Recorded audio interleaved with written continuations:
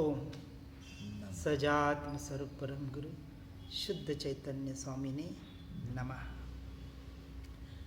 जानने वाला ही जानने में आ रहा है, इसका हमें निरंतर अभ्यास करना है, रटन करना है।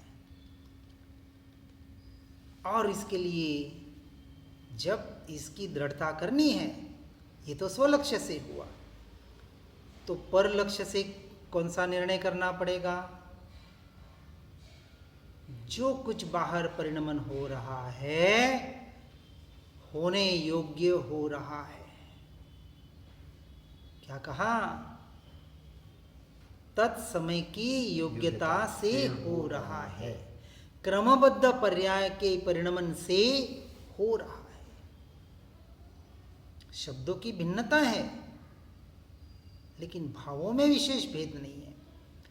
पर द्रव्य पर भाव, यानी बाहर इस संसार में जो भी परिणमन हो रहा है, तत्समय की योग्यता से, यानी जिस क्षण जो कार्य होना है वही हो रहा है। और ऐसा ही केवल ज्ञानियों ने अपने स्वभाव में, ऐसा स्वरूप में जाना है, ऐसा जान रहे हैं। जैसा वो जान रहे हैं वैसा ही हो रहा है, ऐसा व्यवहार से कहा जाता है। वहां केवल ज्ञानी जानने नहीं जा रहे कि संसार में क्या हो रहा है, ये तो व्यवहार की अपेक्षा का कथन है। ये पर द्रव्य और प्रभाव तो छोड़ें, लेकिन इस जड़ में, इस पुद्गल के परिणमन में, इस मन वचन काया के परिणमन में, ये जो कर्मों के उदय से जो परिणमन हो रहा है वो भी क्रमबद्ध है, और उसके निमित्त से होने वाले भाव भी क्रमबद्ध है। जब क्रमबद्ध सब कुछ परिणमित हो रहा है तो पुरुषार्थ क्या रहा?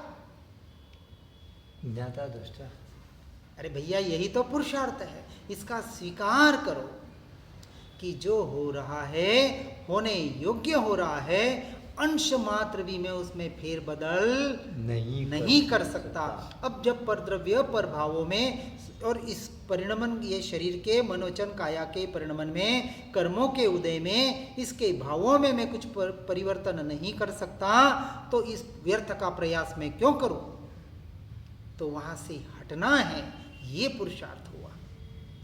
और ये भी व्यवहार से पुरुषार्थ। वहां से हटकर क्या करना है? सो जाना है, अपने में आना है, निठल्ला हो जाना है? नहीं। अरे कुछ भी नहीं करने का नाम धर्म नहीं है। कुछ ना करके अपने में रहने का नाम धर्म है। तो धर्म क्या हुआ? जो पर्याय निरंतर स्वद्रव्य की ओर ढलती है। मैं ज्ञान स्वभाव को जान रहा हूं, ये जानने वाला ज्ञान स्वभाव, यह ज्ञान स्वभाव, ये ज्ञान स्वभाव, यही मैं। ये पुरुषार्थ हुआ। ये भी विकल्प है और पुरुषार्थ भी पर्याय है। ये सारा सब कुछ काम पर्याय में हो रहा है अभी, और ये पर्याय भी मेरा स्वरूप नहीं है, परंतु अभी करना पड़ेगा। स्वद्रव्य में तो न पुरुषार्थ है, न विकल्प है, न कुछ क्रिया है, न कुछ भाव है। ऐसा स्वद्रव्य तो अभी भी परिपूर्ण है। कितना परिपूर्ण? घनपिंड त्रिकाली ध्रुव तत्व, ऐसा इसका स्वरूप है। किसका? मेरा। आत्मा का नहीं, मेरा, क्योंकि मैं आत्मा। जहां मैं शब्द आवे वहां आत्मा को समझना है, और जहां आत्मा शब्द आवे वहां मैं को समझना है। अनादि से यही अभ्यास नहीं किया, इसका ही निर्णय नहीं किया, जिससे हम स्व की अनुभूति कर सकते हैं। इसलिए कहते हैं कि होने योग्य होता है और जानने वाला जानने में आता है।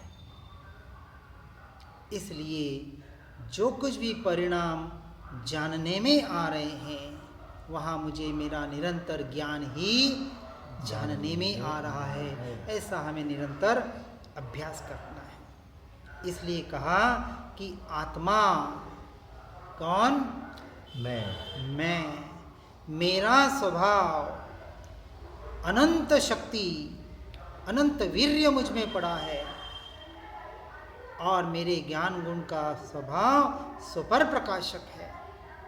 इसलिए स्वसंवेदन ज्ञान की पर्याय में और केवल ज्ञान की पर्याय में क्या कह रहे हैं? केवल ज्ञानियों को एक समय की पर्याय में 14 राजलोक जानने में आता है, जानने जाते नहीं है।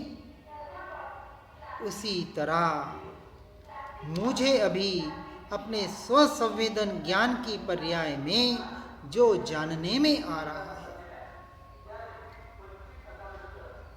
उस वक्त मैं निरंतर, जैसे केवल ज्ञानी पर को जानते वक्त स्वयं को ही एक समय के लिए भी अपने ज्ञान स्वभाव से बाहर नहीं निकलते, उसी का हम अभ्यास करेंगे तो केवल ज्ञान तक पहुंच सकते हैं, अन्यथा कैसे पहुंचेंगे? केवल ज्ञान पाना है तो केवल ज्ञान, केवल यानी मात्र सिर्फ ज्ञान ज्ञान ज्ञान और ज्ञान का ही अभ्यास करना पड़ेगा, रटन करना पड़ेगा। यदि किसी को सोने चांदी की दुकान खोलनी हो तो उसको कपड़े की दुकान पर अभ्यास करने बिठाएंगे? नहीं। अरे कपड़े के दुकान का उसको एक्सपीरियंस दोगे और सोने चांदी में 1 करोड़ डाल दोगे तो 1 महीने में 1 करोड़ के 1 लाख भी नहीं बचेंगे। उसको जो भी अभ्यास करवाना है वो सोने चांदी की दुकान पे बिठा कर करवाना पड़ेगा। तो हमें केवल ज्ञान को पाना है तो केवल यानी मात्र ज्ञान स्वभाव का ही अभ्यास करना पड़ेगा, सीधी सी बात है। इसलिए जो केवल ज्ञानियों का अभ्यास है वही हमारा अभ्यास होगा तो हम केवल ज्ञान को पाएंगे। परंतु हम तो मन वचन काया का अभ्यास कर रहे हैं, उसकी क्रिया का अभ्यास कर रहे हैं, पर द्रव्य पर भावों का अभ्यास कर रहे हैं, कैसे ज्ञान स्वभाव में स्थिर होंगे? इसलिए निरंतर जानने वाला ही जानने में आ रहा है, मैं निरंतर ज्ञान स्वभाव को ही जान रहा हूँ, ऐसा लक्ष्य, ऐसी रुचि, ऐसा निरंतर अभ्यास और रटन करते करते ही हमारी परिणति शुद्ध हो सकती है। अभी जो ये परिणति मैली हो रही है, किसकी वजह से? इस अज्ञान दशा की वजह से, मिथ्यात्व की वजह से, पर द्रव्य पर भावों में एकत्व करने की वजह से। यही तो मलिनता है और इस मैल को तो साफ करना है। मूर्तियों पे अभिषेक करके, जलधारा करके, पक्षाल करके उसको तो साफ कर लिया, मन के मैलों को भी धोने का प्रयास कर रहे हैं। अरे मन का मैल तेरा मैल नहीं है, आत्मा पर लगा हुआ यह मैल, ये मिथ्यात्व का महामैल, इसको निकालने का प्रयास नहीं किया और ऊपर के मैल निकाल रहा है। सब कुछ करना है, ना नहीं है, किसी भी क्रिया के लिए मनाही नहीं होती है, किसी भी शुभ क्रियाओं की मनाही नहीं होती है, लेकिन उसका लक्ष्य यदि सही हो तो वो क्रिया काम की। इसलिए स्वयं का लक्ष्य और स्वयं की रुचि करते हुए शुद्ध परिणति के द्वारा, स्वयं के श्रद्धा के द्वारा ज्ञान और चारित्र की शुद्धि होती है और इससे ज्ञानोपयोग स्व में खींचा जाता है। कौन सा उपयोग? ज्ञानोपयोग। दर्शनोपयोग और ज्ञानोपयोग, उपयोग को 2 प्रकार से बताया जाता है। जो ज्ञान और दर्शन, जो देखना और जानना पर द्रव्य और पर भावों का हो रहा है, उसे मिथ्या दर्शनोपयोग और मिथ्या ज्ञानोपयोग कहा।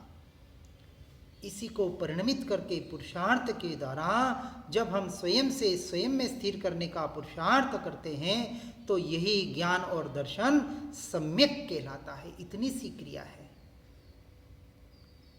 इसलिए अशुभ से तो संपूर्णतः हटना ही है। भूल के भी शुद्ध के लक्ष्य से शुभ को छोड़ने की भूल मत करना, बार बार हम कह रहे हैं। शुभ का निषेध नहीं किया जाता है, लेकिन शुभ के द्वारा शुद्ध में आने का ही हर जीव को निरंतर प्रयास करना पड़ेगा।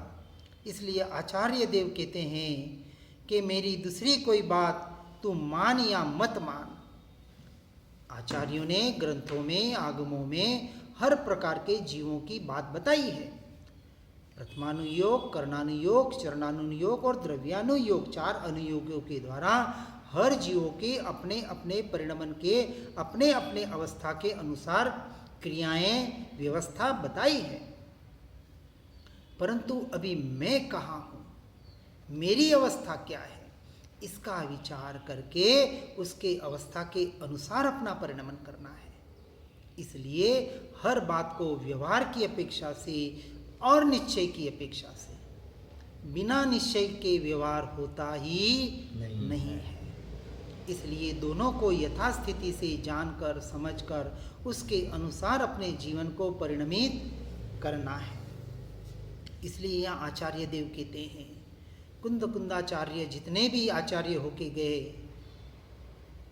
जिन्होंने भी सत्य तत्व की बात बताई, व्यवहार और निश्चय के आधार से बताई, और वो कह रहे हैं कि मैंने तो बहुत बातें बताई, उन बातों को तू मान या मत मान, परंतु इस बात को हृदय से, भीतर से टंकोत्कीर्ण स्वीकार करना कि ये जो जानना जानना जानना जो निगोद से लेके सिद्ध परमात्मा का हो रहा है, सबका हो रहा है, क्योंकि स्वरूप और स्वभाव से सभी जीव एक समान है। स्वभाव की अपेक्षा से, पर्याय की अपेक्षा से नहीं।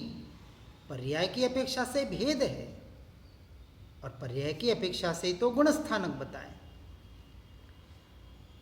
इस बात को निरंतर मानना कि मैं पर का न तो करता हूँ न भोगता हूँ, मैंने आज दिन तक परद्रव्य को जाना ही नहीं, ऐसा जब निर्णय होगा और निरंतर यही पर्याय स्वद्रव्य की तरफ आएगी कि मैं परद्रव्य पर भावों को जानते वक्त भी ज्ञान स्वभाव को ही जानता हूँ, ऐसा जब लक्ष्य, ध्येय और ध्यान निरंतर स्वयं से स्वयं में परिणमित होगा,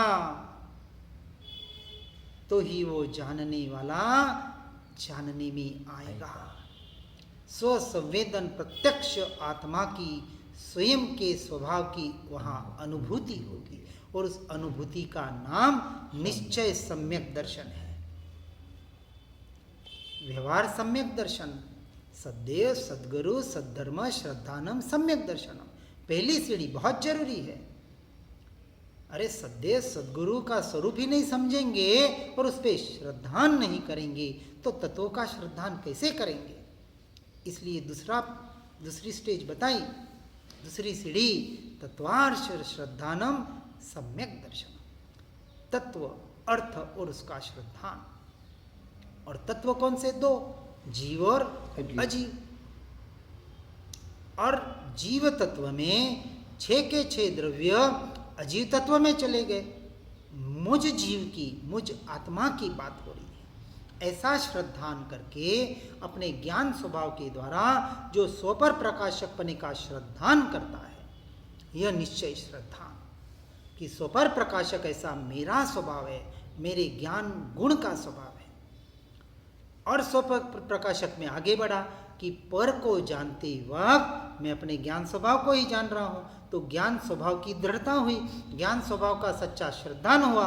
और जैसे ही ज्ञान स्वभाव के द्वारा ऐसा ज्ञान स्वभाव जो अनंत गुणों के साथ रहते हुए भी अभेद है, और ऐसे अनंत गुण जो एक एक प्रदेश में रहे हैं, और ऐसे अनंत असंख्य प्रदेश जो शरीराकार होते हुए भी शरीर से संपूर्ण भिन्न हैं, न्यारे हैं, स्वतंत्र हैं और अखंड है, ऐसा अभेद, अखंड, एक, त्रिकाली, तीनों काल में एक जैसा रहने वाला ध्रुव चैतन्य तत्व भगवान आत्मा, वही मैं। वो मैं में आ गया, और जैसे मैं कहा और उस मैं का भाव भाषण हुआ और मैं शब्द भी छूट गया, वो विकल्प भी छूट गया।